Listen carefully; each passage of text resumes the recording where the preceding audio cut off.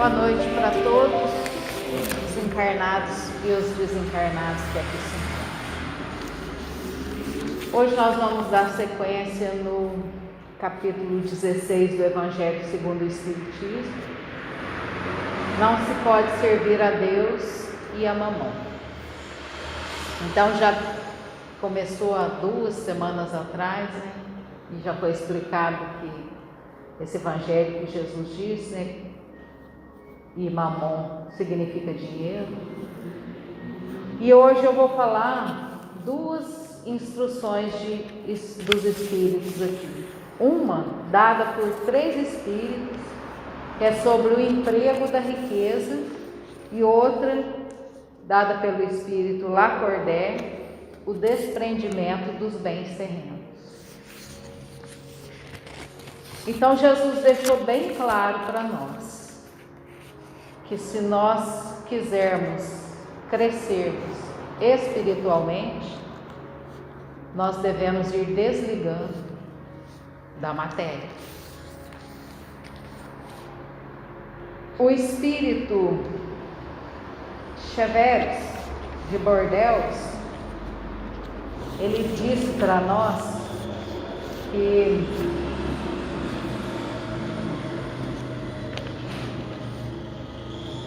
essa riqueza que a gente possui, essa riqueza material que a gente recebe quando vem para cá, não só dinheiro, posses materiais, mas tudo que é matéria que vem para nós utilizarmos para poder evoluir, Deus, que é justo e severo, nos pedirá contas, né? Do que é que nós fizemos. É aí que se encaixa a parábola dos talentos que Jesus contou. Então, tudo que nós recebemos aqui, quando nós chegamos no mundo físico, especialmente tudo que é matéria, mas especialmente aqueles que recebem o dinheiro, terá que prestar contas com o talento que foi confiado. E o emprego desse talento, aquele que usa em benefício próprio, é comparado àquele que enterra o talento.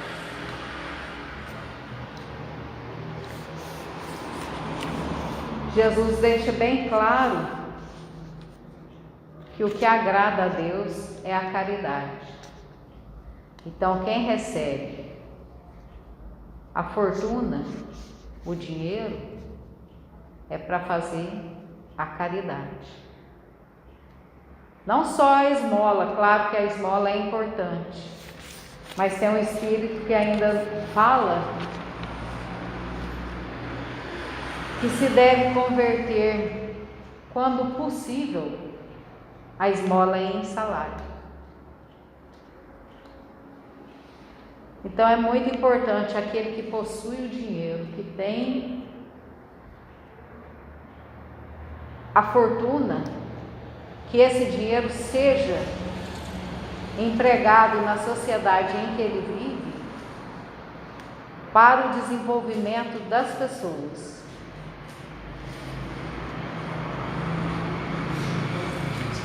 Aplicado em educação, aplicado, o que ele fala aqui, convertido em salários. Isso é muito importante.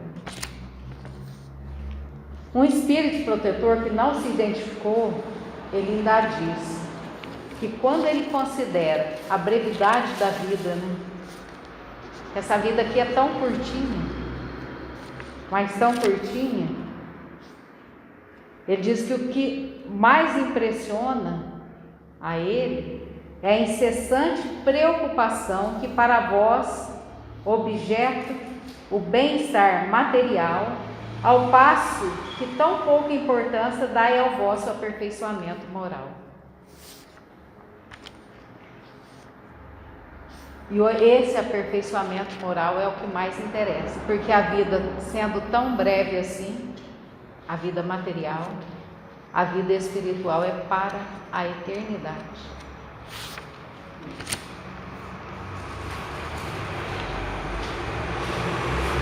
Agora, no item, o desprendimento dos bens terrenos,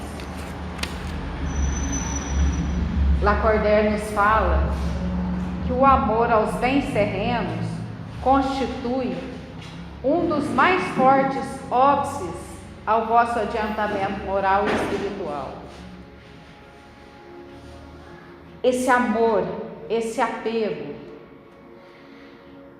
não só ao dinheiro, apego ao corpo, até ao corpo físico, o apego a objetos, o apego a pessoas da nossa convivência. Nós temos que ir trabalhando dia a dia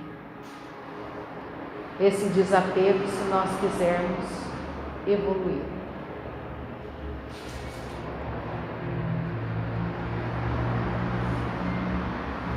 Uma coisa é certa: a morte é para todos. A morte vem logo. Todos nós estamos, nossos dias estão contados. Nós estamos todos numa fila. E chegando lá,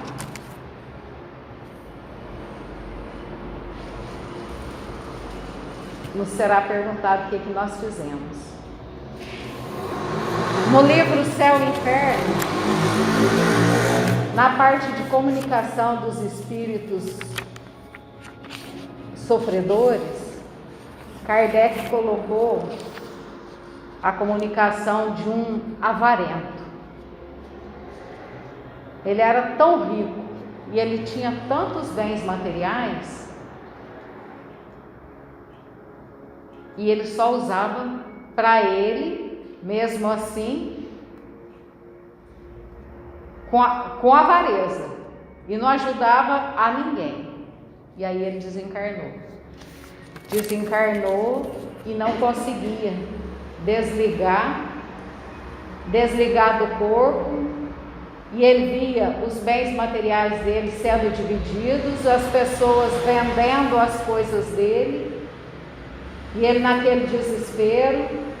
E lá na Sociedade Parisiense de Estudos Espíritos, que o conheciam, o evocaram, e ele veio desesperado, pedindo para que fizessem oração para ele, para que fossem. Ele sabia que ele tinha morrido, mas ele queria voltar, ele queria os bens dele, ele não queria que aqueles bens fossem divididos daquele jeito. Ele estava desesperado, ele estava sofrendo, ele não sabia o que aconteceria com ele. E aí eles foram fazendo preces e ele foi entendendo. E aí falaram para ele que ele ia vir, ele poderia expiar isso, porque aí ele foi enxergando o erro que ele fez. Ele poderia expiar isso numa nova encarnação como uma pessoa bem pobre, precisando de recursos. E ele dizia que ele não conseguia viver na pobreza. Mas aí foi sendo trabalhado até ele entender tudo. Mas, por outro lado, tem um outro caso. Lá na França mesmo, nessa mesma época, vivia um mendigo de nome Max. E ele era um mendigo, mas ele tinha um jeito assim, que as pessoas deram um apelido a ele de conde.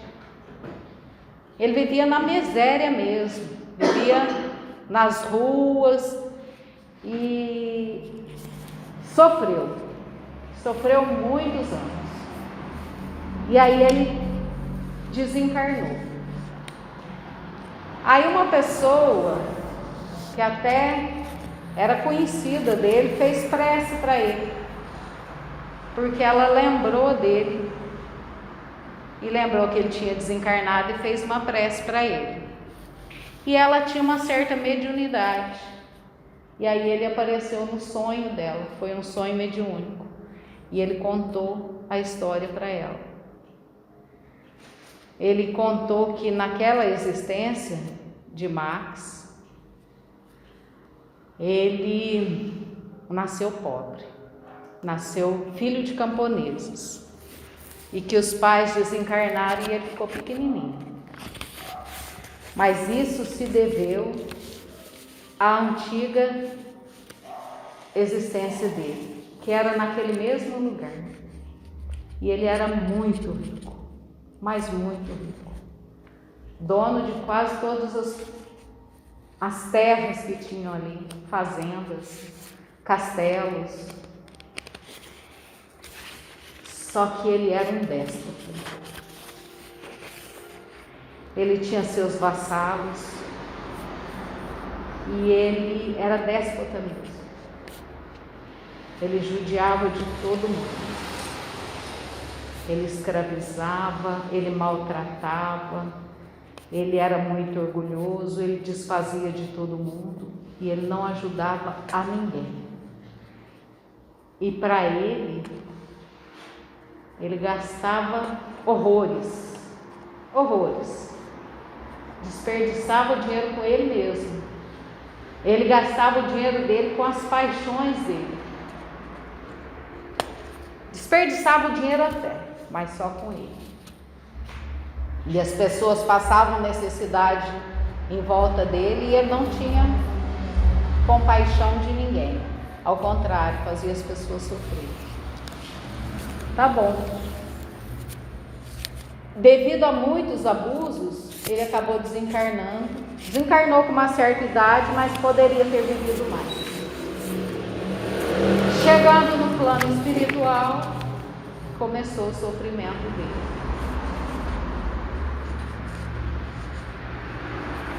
Os obsessores, os que já tinham desencarnado antes dele, que ele havia feito sofrer e que não tinha esclarecimento nenhum, se transformaram em obsessores dele.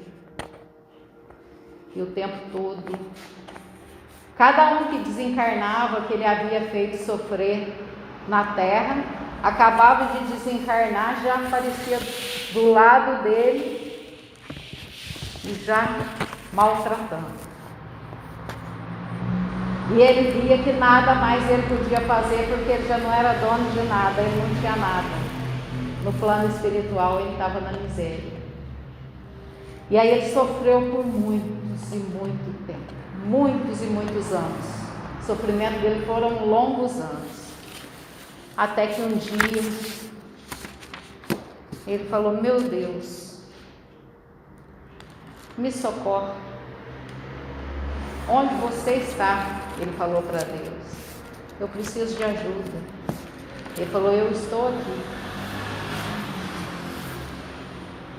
Ele falou: eu não quero sofrer mais. E aí ele reconheceu tudo que ele tinha feito, tudo que ele tinha maltratado. E aí foi proposto para ele essa vida do mendigo. Foi proposto para ele fazer o bem àquelas pessoas a quem ele tinha feito o mal. E aí ele nasceu naquele lugar em que ele era dono de tudo e ele nasceu sem nada de recurso material. Perdeu os pais numa idade muito pequenininha e ele teve que se virar. E trabalhava aqui, trabalhava ali para o seu sustento. E aí ficou doente, e aí onde foi que ele foi para a mendicância?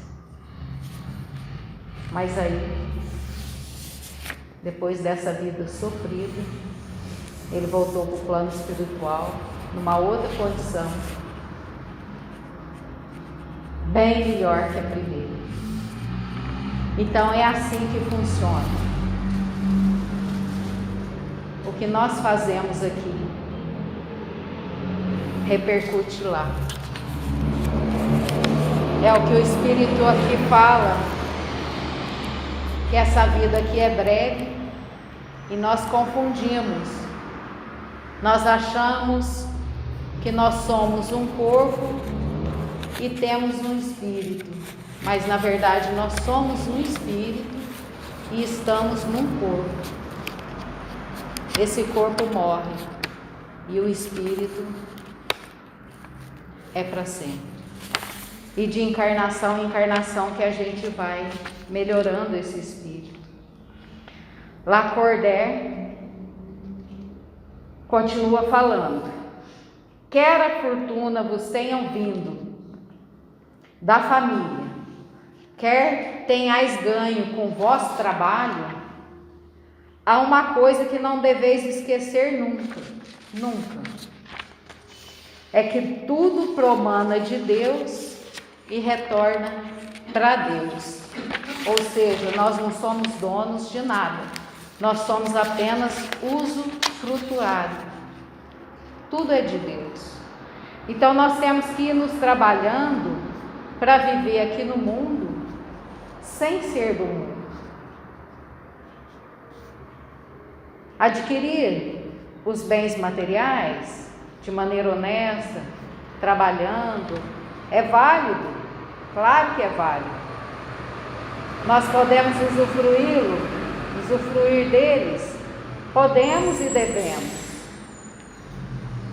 mas ele deve ser usado também em benefício das outras pessoas, e nós podemos e devemos utilizar dele para o nosso conforto, para o nosso melhoramento, mas nós não devemos ter apego a eles. Saber que é tudo transitório. Hoje pode estar conosco, amanhã Deus desloca se for para o nosso bem. Então, à medida que nós vamos trabalhando esse desapego aos bens, não tem problema. A gente não importa, é como diz Paulo mesmo disse que ele sabia viver tanto na abundância quanto na escassez.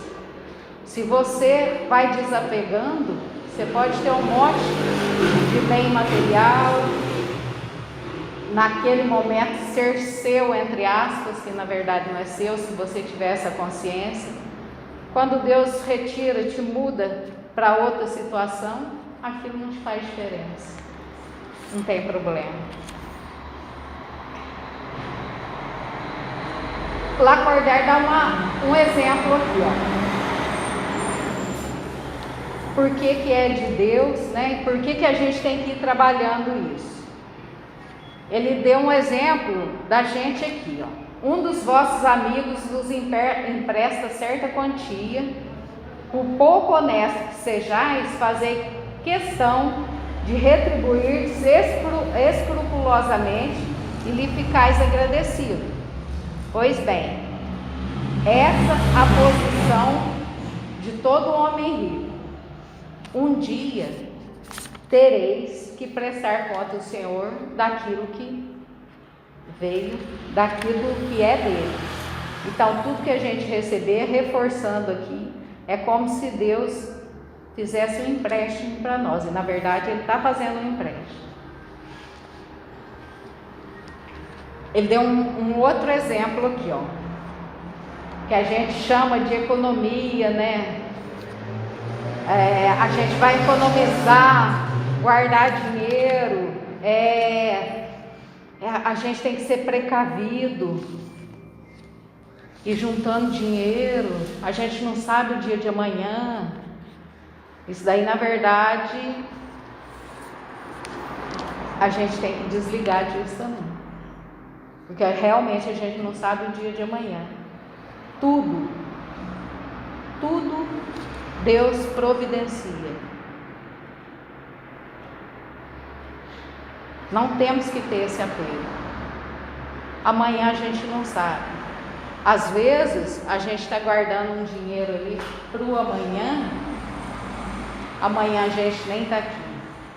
Ou às vezes a gente está guardando esse dinheiro para o amanhã, mas a gente está deixando de servir a uma pessoa, de pagar bem uma pessoa que trabalha para você, de às vezes até para você mesmo, né? Porque tem muita gente que quer guardar o dinheiro, a espécie, então não quer gastar nem com si mesmo.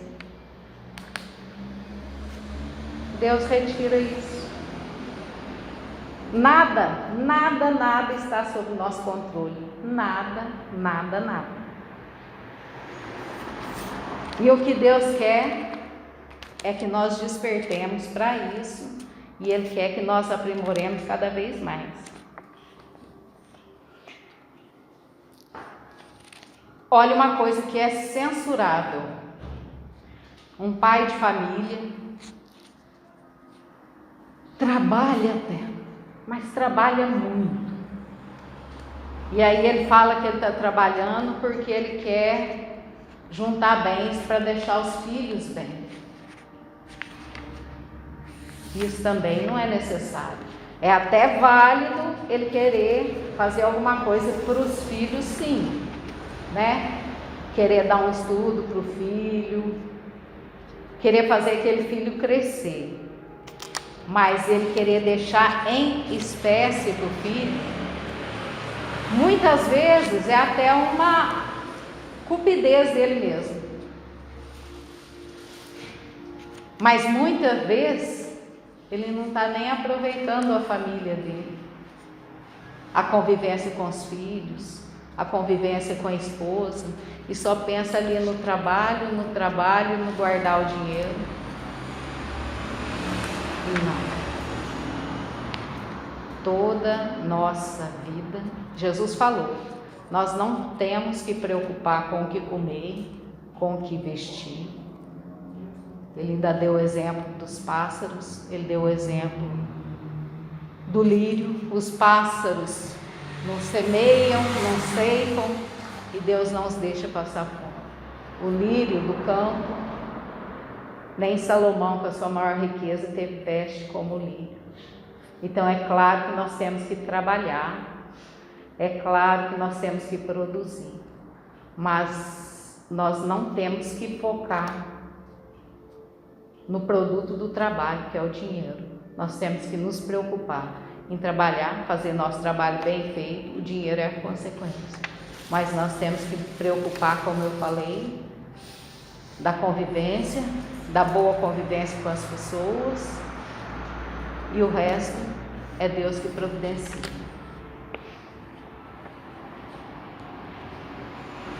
Outra coisa que é condenável, um homem que haja trabalhado muito e com o suor acumulou bens, e aí ele diz, todo orgulhoso, que ele conseguiu tudo com muito suor, e se fala e se exalta e fica orgulhoso por conta daquilo que ele juntou. Um grande engano. Se ele juntou foi porque Deus permitiu. E não é para isso. Não é para ele acumular. É para ele utilizar em benefício das pessoas que o rodeiam. Esbanjar riqueza não é demonstrar desprendimento dos bens terrenos. Outra coisa, que é que nem o caso do conde lá. Ele esbanjava com ele, né? Esbanjava em suas paixões. Esbanjar riqueza também é condenável. Mesmo que ele esbanje, que ele gaste esse dinheiro não só com ele, mas ele gasta com amigos, mas gasta esse dinheiro esbanja com paixões, né, com coisas que não vai trazer nenhum benefício, ele terá que prestar conta disso. O desapego dos bens terrenos consiste em apreciá-los no seu justo valor, em saber servir-se deles em benefício dos outros e não apenas em benefício próprio, em não sacrificar por eles os interesses da vida futura, em perdê-los sem murmurar, caso apraza a Deus retirá-los. A ninguém ordena o Senhor que se despoje do que possua, condenando-se a uma voluntária mendicância. Deus não fala isso, ó. Desfaça de tudo que você tem. E aí você vai virar um mendigo. Não é isso. Não é desprezar assim. Porque aí você vai dar problema para a sociedade. O que ele diz é para você se servir, né, utilizar dos bens sem ter apego a eles. O rico tem, pois, uma missão, que ele pode embelezar e tornar proveitosa a si mesmo. Rejeitar a riqueza quando Deus a outorga é renunciar aos benefícios do bem que se pode fazer, gerindo-a com critério, sabendo prescindir dela quando não a tem, sabendo empregá-la utilmente quando a possui, sabendo sacrificá-la quando necessário, procede a criatura de acordo com os desígnios do Senhor. Ó, sabei-vos contentar-vos com pouco. Se sois pobres, não invejes os ricos, porquanto a riqueza não é necessária à felicidade. Se sois rico, não se esqueçais que os bens de que dispondes apenas vos estão confiados a que tendes de justificar o emprego que lhe derdes, como se prestasseis conta de uma tutela. Na verdade, a gente fica muito iludido quando a gente está encarnado aqui, porque a gente pensa só nessa vida aqui. E aí a gente quer adquirir. E sendo que com pouquinho a gente vive, com muito pouco. E quanto mais se tem, mais se preocupação tem. Para finalizar aqui, exatamente hoje, a mensagem da Joana de Ângeles, no livro que nós estamos estudando, ela está falando do mancebo rico, aquele a quem Jesus falou que era para ele. Ele falou que queria seguir Jesus e ele era muito rico. Então Jesus falou: venda todos os seus bens, distribua com os pobres e venha me seguir. E aí ele não teve coragem de fazer isso. Aí essa passagem hoje a Joana comenta, né? Mas o que eu achei interessante, que ela colocou aqui: rico é todo aquele que doa, assim espalhando os recursos que se multiplicam em diversas mãos e em benefício geral.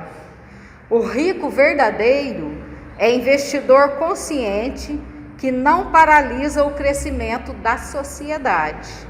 Antes, amplia sua área de realizações. Sabe que é mordomo transitório e não dono permanente, devendo prestar contas oportunamente dos valores que lhe foram confiados. Verdadeiramente, o homem nada possui, nem a si mesmo ou a sua vida, tornando-se usuário de tudo quando lhe chega e passa. A descoberta de tal realidade harmoniza-o interiormente e com tudo quanto é temporário, em trânsito para o que é de saber eterno, que é a sua espiritualização.